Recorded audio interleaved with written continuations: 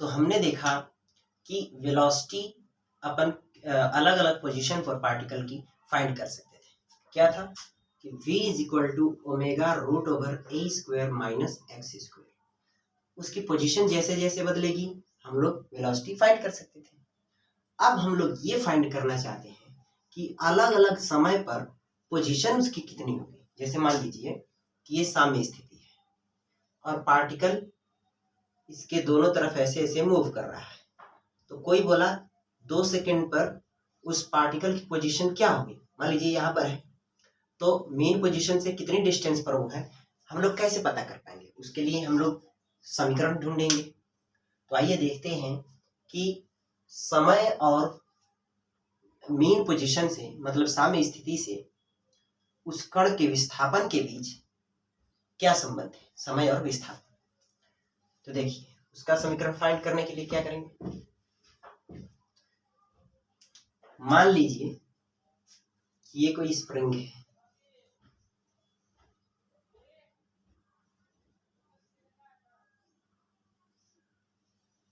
जिसका द्रव्यमान m है। हमने कुछ बल लगाकर उसकी मेन पोजीशन से x डिस्प्लेस्ड कर दिया और छोड़ दिया। क्या इसको इस पार्टिकल पर इसके मेन पोजीशन पर फोर्स लगेगा? हाँ सर, अब तक तो हमें याद भी हो गया। F is equal to minus k into x, ये स्प्रिंग फोर्स लगता है। ये स्प्रिंग कांस्टेंट होता है। अच्छा सर, ठीक है। तो F is equal to minus k into x, ठीक है। अब देखो वही लिखना होगा कि माना m द्रव्यमान के कण को हमने उसकी साम्य स्थिति से यक्स विस्थापित करके छोड़ दिया, तब उस कण पर उसकी साम्य स्थिति की ओर लगने वाला बल वो क्या है? वो ये है। आप लिख लीजिएगा, मैंने सारी चीज बोल दी।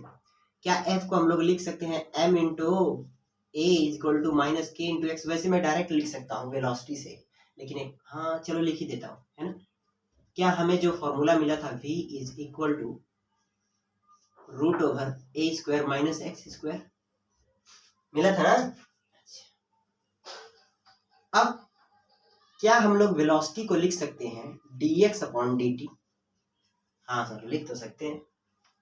Is equal to omega root over a square minus x square, ठीक है।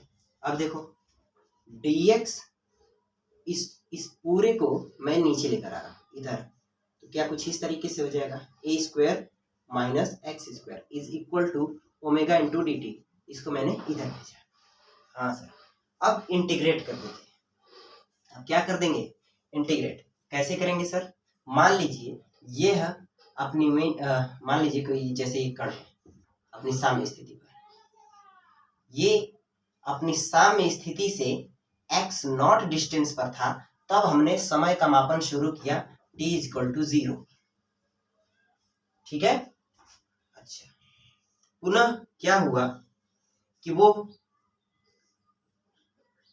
अपनी साम्य स्थिति से x दूरी पर पहुंचा, x बराबर x, और उस टाइम समय गुजर गया t बराबर t, ठीक है। वेलोसिटी उसकी हो गई v, और इस अवस्था में वेलोसिटी उसकी v नॉट थी, ठीक है। पिछला वाला डायग्राम ही है। तो देखो इसका जब हम लोग इंटीग्रेशन करेंगे तो x is equal to x naught से x is equal to x तक, और ये आपका t इज इक्वल टू 0 से t is equal to t तक, t इज इक्वल टू 0 से t is equal to t तक, ठीक है सर, समझ गए। आगे बोलो। क्या आप लोगों ने 11th में, वैसे ये भी 11th ही चल रहा है, मैथ्स में integration of 1 by root over a square minus x square dx पढ़ा है? क्या इसका फॉर्मूला होता था sine inverse x by a? हाँ सर, पढ़ा तो था। तो बस वही फॉर्मूला यहां लगा दो, तो क्या हो जाएगा, साइन इनवर्स x बाई ए, यहां पर क्या है, कैपिटल ए, ये होगा, और जो इसका लिमिट लगेगा वो x नॉट से x तक, और यहां पर क्या होगा, ओमेगा इंटू टी, लिमिट लगेगा टी पर 0 to t। ठीक है, अच्छा ठीक है, जरा मैं इसको अच्छे से लिख दूं एक्स नॉट। अब लिमिट जब हम लोग रखते हैं तो हो सकता है कि ये वीडियो में ना आ रहा हो, तो मैं इसको मिटाकर लिख रहा हूं। देखो,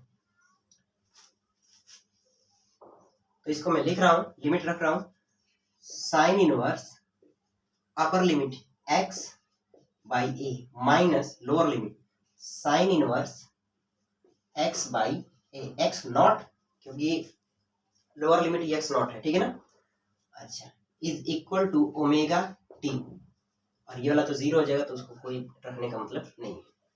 अब इस चीज को मैं फाई मान लेता हूं, sine inverse a minus phi is equal to omega t, where phi is equal to sine inverse x naught by A.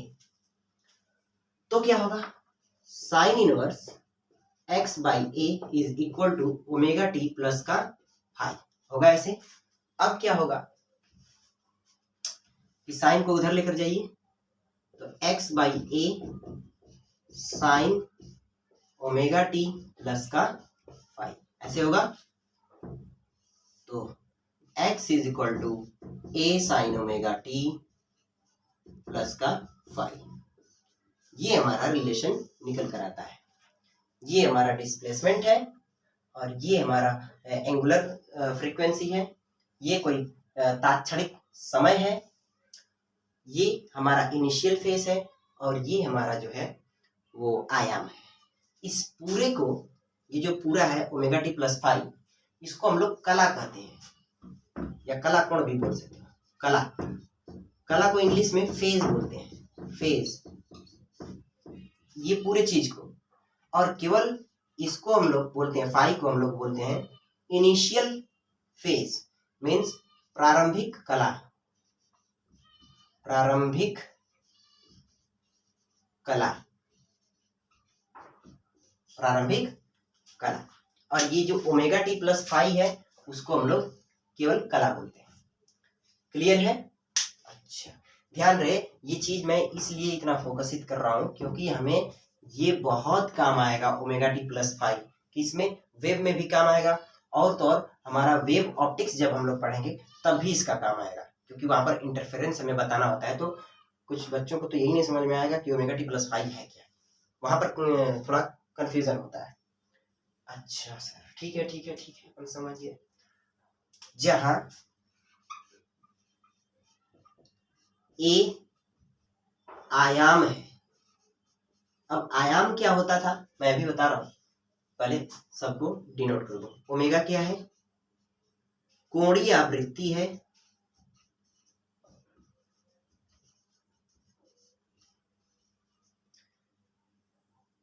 Phi क्या है, सबसे पहले तो ओमेगा टी प्लस फाई क्या है, ओमेगा टी प्लस फाई क्या है भैया, ये है कला, फेज, और फाई क्या है, तो ये है आपका प्रारंभिक कला।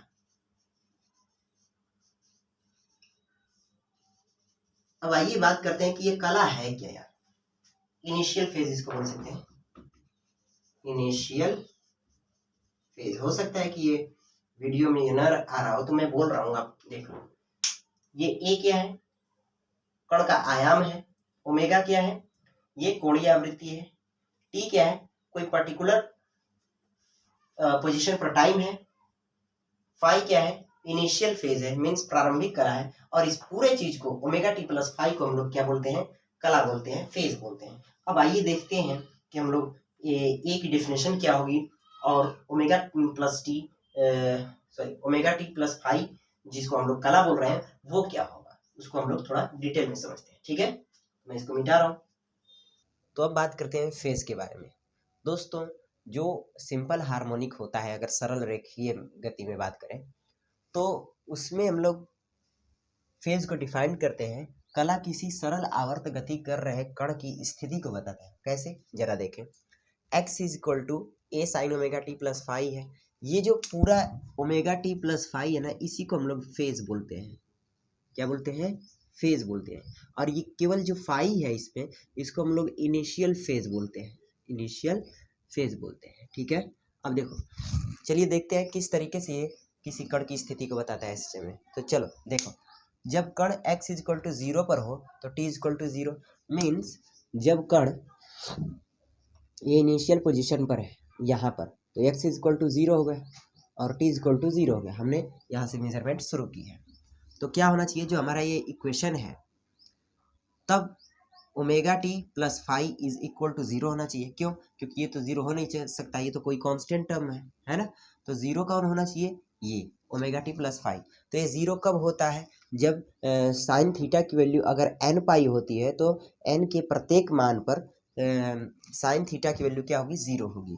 तो वो कुछ हमने इस तरीके से दिखाया कि omega t plus phi is equal to theta, और उसमें क्या होगा कि एंगल क्या होना चाहिए, 0, पाई, 2 पाई, 3 पाई, 4 पाई, इस पर सभी पर साइन की वैल्यू क्या आएगी, 0 आएगी। मतलब कि ऐसा अगर एंगल दिखेगा तो हम कहेंगे कि वो जो कण है वो अपनी इनिशियल पोजीशन पर है। जैसे देखो, मान लो यहाँ ये इनिशियल पोजीशन है, ठीक है, और ये इसका एक्सट्रीम पोजीशन है, ये मैक्सिमम डिस्टेंस, और ये अभी इसका मैक्सिमम डिस्टेंस है -a, इसको मैं लिख दे रहा हूँ, ये O है। मान लीजिए कोई कण यहाँ से चल रहा है, यहाँ से, ठीक है, और मैक्सिमम डिस्टेंस यहाँ तक गया, t इक्वल टू 0 और x इक्वल टू 0, ठीक है। तो जब t इक्वल टू 0 है तो देखो, इस पूरे की वैल्यू अगर हम लोग 0 रखें तो क्या आएगा, साइन 0 0, मतलब कि वो यहीं पर है पार्टिकल। देखो यही बताएगा ये, sine 0 0 means x equal to 0, मतलब वो मेन पोजीशन पर है। अब यदि हम लोग 2 पाई रखें, सॉरी पाई रखें, तो आपको पता है कि तब भी साइन पाई की वैल्यू क्या होती है, x is equal to a sine pi अगर रखें तब भी क्या होगा, 0 होगा, या x is equal to a sine 2 pi रखें तब भी इसकी वैल्यू 0 होगी। मतलब कि ऐसे जब भी एंगल आएंगे तो आप क्या बोलोगे कि वो अपने मीन पोजीशन पर ही है पार्टिकल। परंतु अगर वही कण चलते चलते चलते चलते यहाँ पर आ जाए, यहाँ पर एक्सट्रीम पोजीशन पर, एक्सट्रीम पोजीशन मीन्स मैक्सिमम अपनी इनिशियल पोजीशन से, मीन्स साम्य अवस्था से अगर मैक्सिमम दूरी पर हो तो उसको हम लोग एक्सट्रीम पोजीशन बोलते हैं इंग्लिश में। तो वहाँ पर एंगल क्या होगा, या यूँ कहें कि पोजीशन क्या होगी, तो x max is equal to a हो जाएगा, है ना। क्योंकि जो अधिकतम दूरी चल ली जाती है अपनी इनिशियल पोजीशन से, उस अधिकतम दूरी को हम लोग आयाम कहते हैं, अधिकतम विस्थापन बोलिए, तो आयाम कहते हैं उसको, तो वो हमने ए लिख दिया है। अच्छा, अब देखो, अब यहाँ पर हम लोग मेजरमेंट करना स्टार्ट कर रहे हैं। यहाँ से जब पार्टिकल यहाँ पर है तब हम लोगों ने माना कि टाइम का मेजरमेंट करना हमने स्टार्ट किया। तो यहाँ पर तो x 0 नहीं है, बल्कि x मैक्सिमम है, a के इक्वल है। तो इसका मतलब इस अवस्था में अब ये तो 0 नहीं हो सकता, क्योंकि 0 तो हमने इनिशियल पोजीशन पर माना था। अब यहाँ पर क्या हो कि इसकी वैल्यू किसी तरीके से, साइन थीटा की वैल्यू किसी तरीके से 1 हो जाए। जैसे यहाँ पर हमने लिखा है, अगर साइन थीटा की वैल्यू 1 हो गई तो आप समझ लो कि वो मैक्सिमम डिस्टेंस पर होगा। अगर साइन थीटा की वैल्यू 1 हो गई तो वही हमने लिखा है कि x is equal to a sine omega t plus five, sine omega t plus five is equal to +-1 अगर हो जाए तो उस अवस्था में ओमेगा टी क्या होना चाहिए, ओमेगा टी प्लस फाइव क्या होना चाहिए, 2n+1/2 इंटू पाई। और इस अवस्था में आप देखोगे कि जो एंगल निकलेगा वो क्या निकलेगा, π/2, 3π/2, 5/2, 7π/2।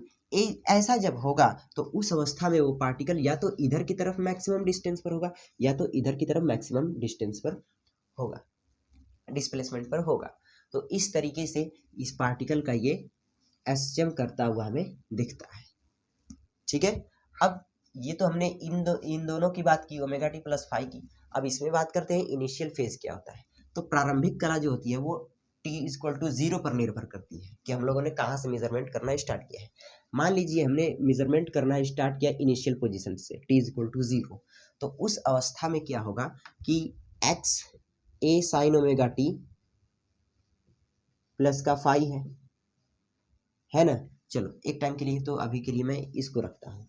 लेकिन अच्छा यहाँ पर ये 0 हो जाएगा, है ना। परंतु जब यहाँ पर ये पार्टिकल था तो क्या हम लोग इसको 0 कर सकते हैं? नहीं कर सकते सर, नहीं कर सकते, बिल्कुल नहीं कर सकते। तो हम कुछ ऐसा करें कि इस पूरे की वैल्यू 1 हो जाए। तो क्या हम लोग इसको ऐसे भी लिख सकते थे, ए साइन, इसको समझिएगा, ए साइन ओमेगा टी प्लस का फाई को हम लोग पाई/2 अगर रख दें, फाई को अगर हम लोग पाई/2 रख दें तो क्या हमें कुछ इस तरीके का इक्वेशन मिलेगा, x is equal to a sine, sorry sine 90 plus theta क्या होता है, कॉस थीटा, तो कॉस थीटा हो गया। तो लो भैया, cos theta means omega t. अब हम लोग जब टी की वैल्यू 0 रखेंगे तो आपको क्या मिलेगा, 1 मिलेगा। तो हमें पता चलेगा कि हाँ पार्टिकल यहाँ पर है। इसलिए एसएचएम जब कोई पार्टिकल कर रहा है, कोई एक पार्टिकल अगर कोई एसएचएम कर रहा है तो उस अवस्था में जब वो इनिशियल पोजीशन पर होता है तो हम ऐसे न लिखकर लिखते हैं जब पार्टिकल इनिशियल पोजीशन पर हो, मतलब कि अपनी साम्य अवस्था पर हो।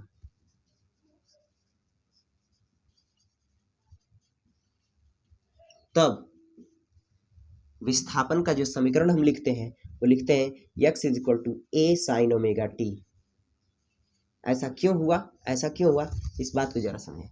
देखो, जब ये x is equal to a sine omega t plus phi यहाँ पर था तो चलो अभी के लिए उसको छोड़ दो, परंतु जब यहाँ से हम लोग मेजरमेंट कर रहे हैं, t इज इक्वल टू 0 यहाँ से हम लोग मान रहे हैं, समय का मापन यहाँ से शुरू कर रहे हैं, परंतु उस टाइम पार्टिकल कितना मैक्सिमम डिस्टेंस, मैक्सिमम विस्थापन तय कर चुका है, ठीक है।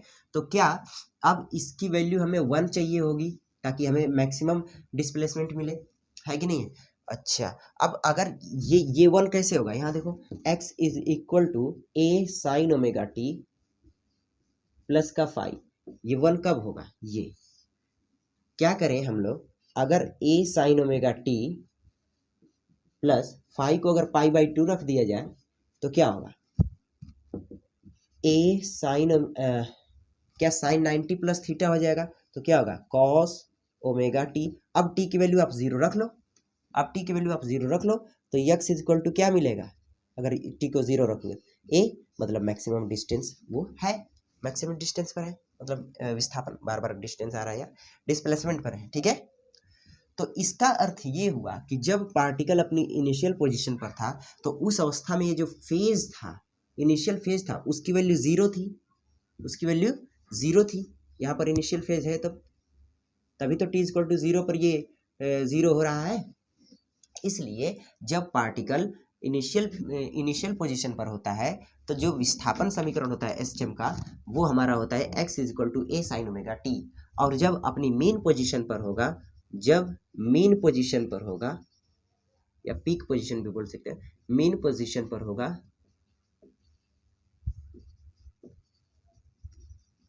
तब जो हमारा एसएचएम का विस्थापन समीकरण होता है वो होता है x is equal to a cos omega t. इस चीज को आप याद रखेंगे, इस चीज को आप क्या करेंगे, याद रखेंगे, ठीक है।